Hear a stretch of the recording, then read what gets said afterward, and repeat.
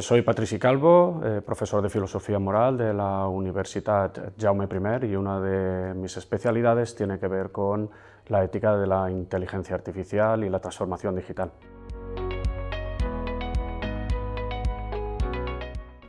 El neuroaprendizaje moral es el estudio, es una subdisciplina de las neurociencias que se preocupa de los procesos de aprendizaje humano sobre todo aquello que tenga que ver con la moralidad.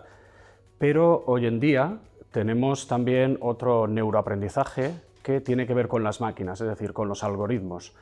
En este caso sería el estudio de los procesos de aprendizaje moral que tienen que ver con las máquinas inteligentes, ¿no? Con cualquier tipo de algoritmo, porque hay algunos que no tienen que ver con la inteligencia artificial, sino de estos específicamente vinculados con lo que llamamos hoy en día Machine Learning, o dentro del Machine Learning, diferentes subespecialidades como puede ser el Deep Learning. Las máquinas hoy en día tienen diferentes, o están puestas en diferentes procesos de toma de decisiones, y por tanto esas tomas de decisiones, de esas tomas de decisiones están surgiendo ciertos problemas morales.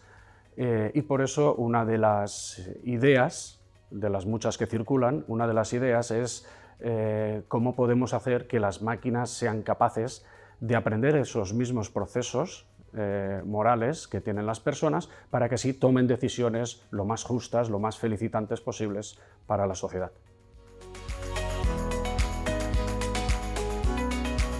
Bueno, una ética aumentada, en verdad estamos hablando ahora mismo de ciencia ficción. Es un proceso que se está llevando a cabo dentro de lo que llamamos neuroeducación moral de las máquinas.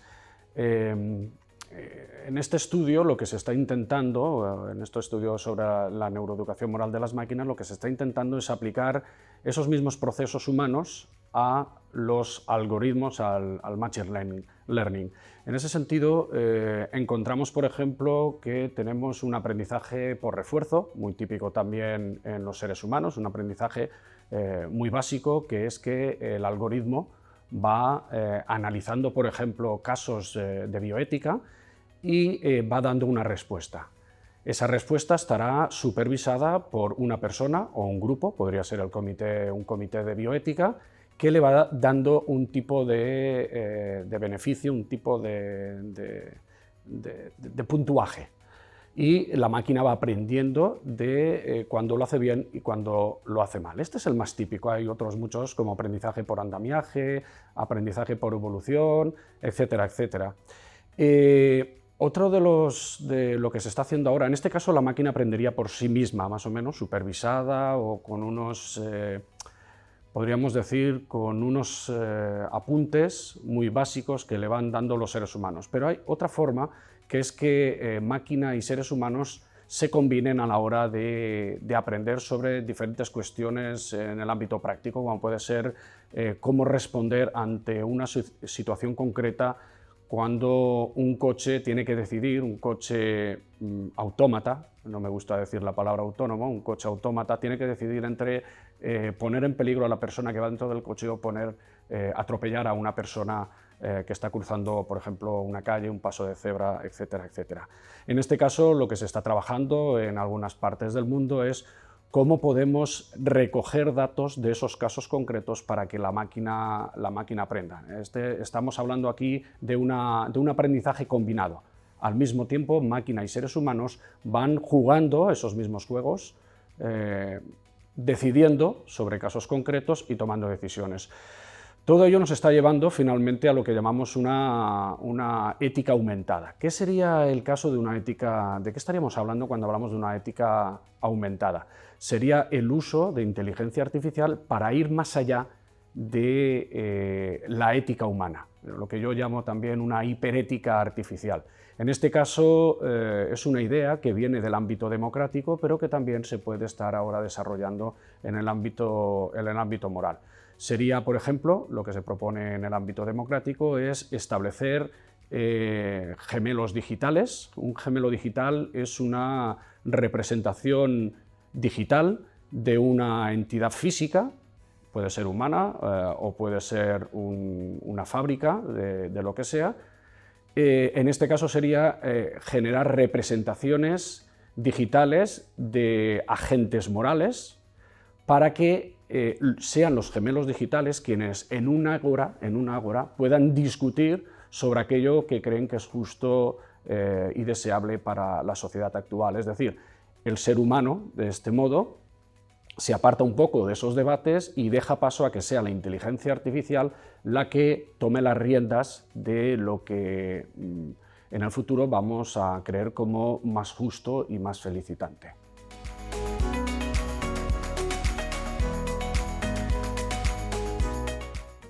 Bien, como he dicho, hay muchos tipos de propuestas para el neuroaprendizaje moral de las máquinas. Todos vienen de estudios sobre el neuroaprendizaje en general, también moral, de las personas. Y como he comentado, pues tenemos el neuroaprendizaje o el aprendizaje por refuerzo, aprendizaje por andamiaje, aprendizaje, como había comentado antes también, por evolución, etcétera, etcétera. Los retos más importantes a los que se tiene que enfrentar una máquina es que suele vincularse esa capacidad de cómputo en una capacidad para poder discernir qué es lo justo y lo deseable en un caso concreto o para la humanidad.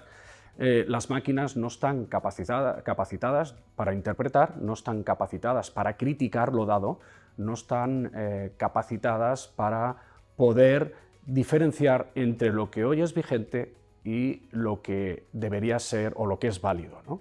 No están capacitadas para encontrar el sentido a las cosas. Lo que hacen las máquinas, esa capacidad de cómputo, es alimentarse de los datos masivos que se generan en las redes sociales o que puede generar una misma persona a través de sus sensores y dispositivos móviles que llevamos constantemente todos y todas encima, y a través de esos datos extrae patrones que luego los utiliza a la hora de tomar decisiones. Pero todos esos patrones, evidentemente, no son criticados por la máquina.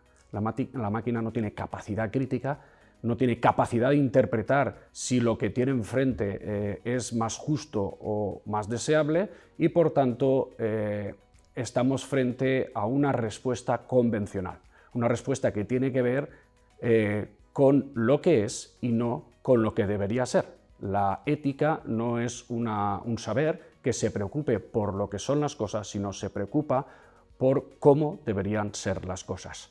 Por tanto, y parafraseando a Alexis de Tocqueville, cuando hablaba de las democracias en el siglo XIX, el problema que tenemos al no poder criticar lo dado es que esa ética es una ética muerta, una ética descontextualizada, una ética anacrónica que no avanza, porque la ética o es crítica, la ética o es pública, la ética o es debatida, la ética o es consensuada o la ética no existe.